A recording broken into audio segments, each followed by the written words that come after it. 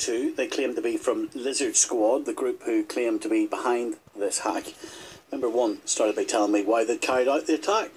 Largely to raise awareness regarding these issues. I mean, I'm rather curious. Would you trust a company we can just take down like this with your credit card information? So you're doing this for the public good? You want us to believe that? Yes.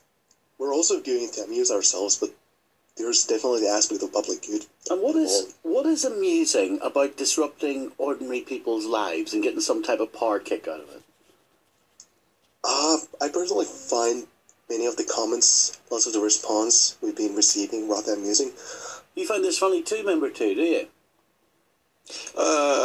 I so much don't really find it that funny because I actually do security legally, so I don't really have the dark sense of humor as much as the other guys, but I was only just in it just because of the awareness of companies. Like, just giving you a small example, like the attacks were stopped for almost 14 hours ago now, right? And Sony are still struggling to fix their DNS servers, so they still don't propagate properly, whereas Microsoft have already managed to bypass that, and Xbox Live services are currently up and everyone's playing their games, and they're just enjoying their Boxing Day. And we still have people from Sony players, PS4 people, just like tweeting in and asking us about the consoles just having issues. It just goes to show how unreliable Sony really is, which is one of the main reasons why I'm kind of interested in this. Yeah, and to hell with all of the people that get their lives disrupted in the meantime, is that right? You just don't care? Not so much that we don't care about their lives being disrupted. I mean, surely people could go through one day, it's just, I mean, it wasn't even a day in total, it was just like 12 to 14 hours. I mean, put it like this, let's just say that these attacks weren't done on Christmas Day, right? These attacks were done on a random day. Let's just say it was done on the 20th of December. Would Sony and Microsoft take the attacks just as serious, if you think about it? Have you got children? I don't know, I've just turned 22. Right. Wonder what it's like for a child when he wakes up and, he gets this as a Christmas present. Oh, and then he can't play it because of people like you. Yeah, that's understandable. I've got a 10-year-old brother. He came up to my room and he was just like, I can't play Minecraft. And I'm like, oh, it's fine, services will be back up soon. So he just went downstairs and ended up watching Nickelodeon. Maybe you should have told him I'm the idiot that's disrupting children's lives on Christmas Day. Well, it's not really disrupting if it's just a day, I wouldn't really take it that far. I mean, it's security so how is at the it end not of the day. Disrupting? So when you've got children on Christmas Day, they've got a present, their parents might have worked all year to buy that present. Mm-hmm. And you're disrupting their lives on Christmas Day. And why? Because you can. Right, exactly. Just because we can. But not only that, but put it like this, is Christmas really about children playing their new consoles or playing with their new toys, or is it about them spending times with their family and celebrating Christmas? I think everyone's just taking it completely out of the ordinary, whereas people are saying, oh, I've spent this amount on a console which is useless and it doesn't work, and that it's not about kids playing their games or going out and stuff. It's about spending time with their families. So now you, a 22-year-old who's barely lived with no children, no family, in terms of children around you, now you're deciding how people should live their lives on Christmas Day. Now you're deciding what's important to them on Christmas Day. That's just my opinion. It's not a fact. It's just my opinion. Yeah, but you're enforcing your opinion on others, aren't you? That's what you're doing. Well, it happened, so we can't go back now. It wasn't really, we weren't going to go back in the first place. It was just something that was planned, really. Why did you choose Sony and Microsoft?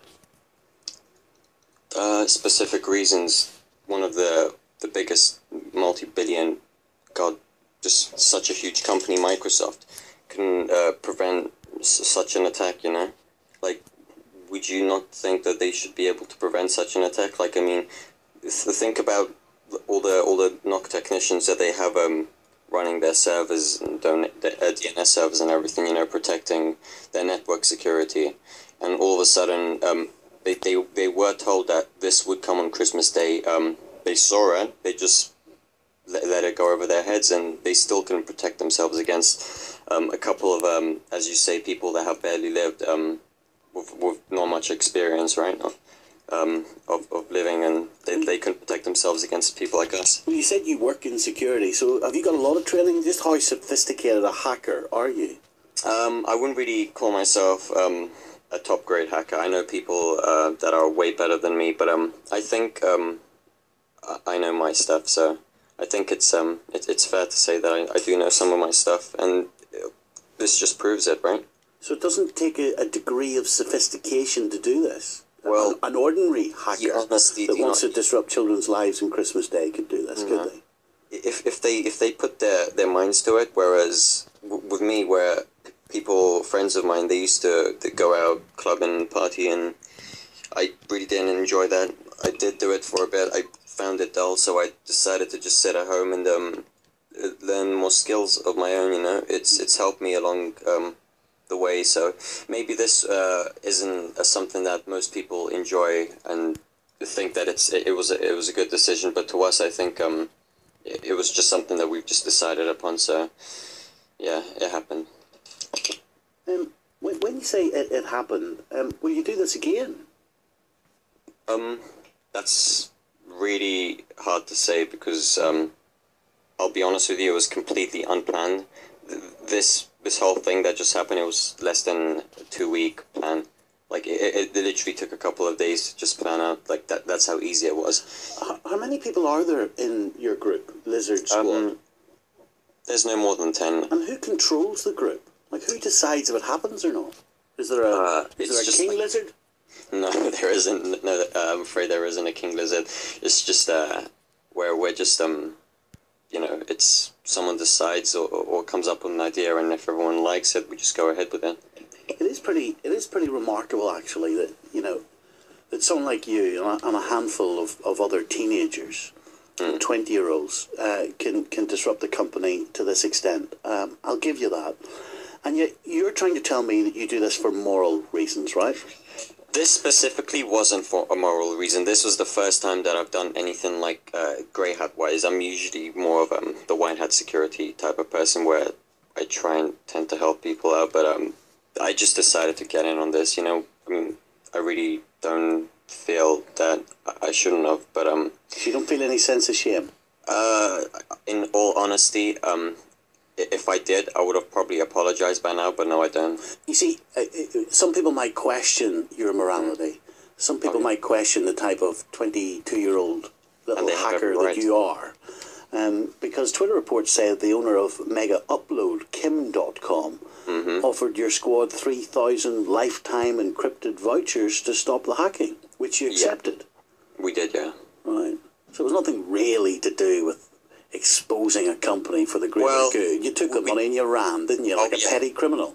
Well, we didn't really expect money from it in the first place. If we really cared about money, we could have used the Twitter accounts that we generated over 50,000 followers within 24 to 48 hours. We could have used that for monetization, you know. We could have easily linked out a couple of, sent out a couple of linked profiles or whatever that could literally, like, each click gain us 3 to 6 cents, depending per country. France, for example. Why did you take the vouchers then? It was just an offer, you know. We were really, it's hard to say. It was just a one-time thing. It's $300,000 worth of vouchers. Dirty, grubby, great. Well, that's what happens. I'm afraid that's what it is like in the security business. How many children's lives do you think you disrupted for your greed? God, well, we have been called the Grinches of 2014, so God, I wouldn't even be able to even like think of a number. I think it's just millions. Millions, like quite a few of them, like your little 10-year-old brother. Yeah. But I don't. That makes you a man, doesn't it? Makes you a real man. You must feel powerful disrupting 10-year-olds. It really depends. I don't know. I don't really have an opinion on that. Feel strong, do you? No, you don't feel strong by doing this. You just you feel that you have the power to do something, and maybe the company could actually change for the better. But obviously Sony still hasn't. A lot of people out there might criticise us, the BBC, for giving you this interview, because I guess they will say that we're giving you the publicity that your group wants. Well, I don't think that they have the right to say that because we've been offered interviews, TV interviews where we've